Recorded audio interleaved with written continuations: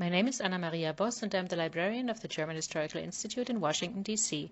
I'd like to thank you for your interest in the Institute's digital history project, German Heritage and Letters, available online at germanletters.org through the NGS Slam Idea Showcase.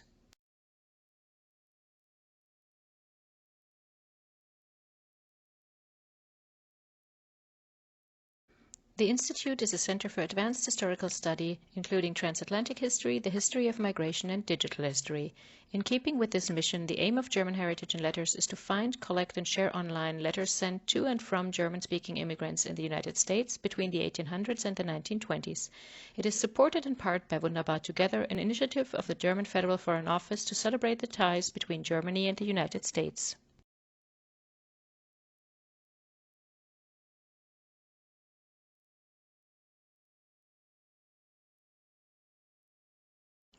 Taking advantage of the potential of digital history, GermanLetters.org was launched in the spring of 2019 to gather German immigrant letters held by archival institutions and in private family collections.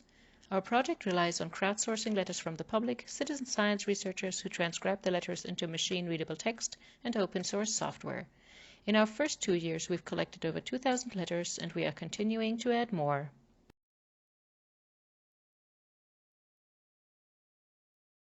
The project's potential is vast. Between 1840 and 1920, more than 5 million people arrived in the United States from Germany and its predecessor countries, and today close to 1 in 6 Americans claim German ancestry.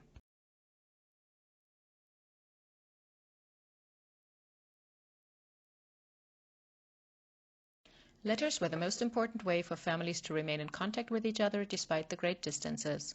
Mail statistics show at least 350 million letters were exchanged between the two countries over that period.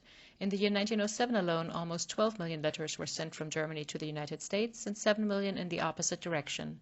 In the 1970s, historians of migration in Germany began seeking out those letters, collecting or photocopying them from the descendants of immigrants' relatives.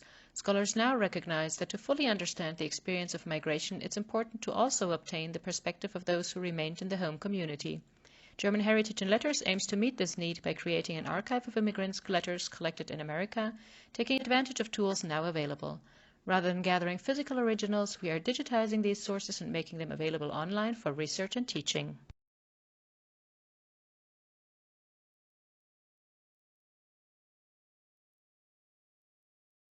Letters are added to German Heritage and Letters through agreements with libraries and other institutions, and through an online tool that enables members of the public to upload their letters and grant permission for their access and use. Before the COVID-19 pandemic, the project also held digitization days at which members of the public could bring their historic letters to be scanned and learn about their contents from professional translators. We make the digitized letters available at germanletters.org and use new tools to make them accessible. The project's website is built using Omeka, an open-source content management platform for sharing cultural heritage collections developed by the Rosenzweig Center for History and New Media at George Mason University.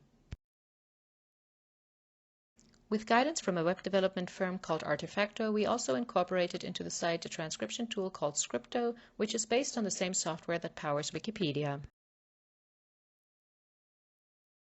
Before the 1920s, most Germans used a form of cursive handwriting called Kurrentschrift, which is no longer widely known. In order to transcribe these letters into searchable text, the website offers an interface in which people who know the handwriting can sign up to become volunteer citizen scholar transcribers. One of our most active transcribers is a pharmacist in Germany who likes solving the puzzle of deciphering old letters and points out that she's used to reading lousy handwriting. Since the spring of 2020, one of our partners, the German Society of Pennsylvania, has hosted online Transcription Tuesdays in which citizen scholars work together to transcribe the letters we've collected. Each letter opens a window into the past, and we've started sharing a remarkable variety of stories. Our online exhibit, An Invitation to Indiana, for example, tells the story of Hans Weinhardt, a Bavarian teenager who immigrated to Indiana in the aftermath of World War I and was taken in by the descendants of cousins who had arrived in the United States decades earlier. As we increase the number of letters transcribed and the total number of letters collected, we are very excited to be building a database for future research into the history of migration with such a strong public participation as both contributors and citizen scholars. If you would like to learn more, please reach out to us by emailing contact@germanletters.org.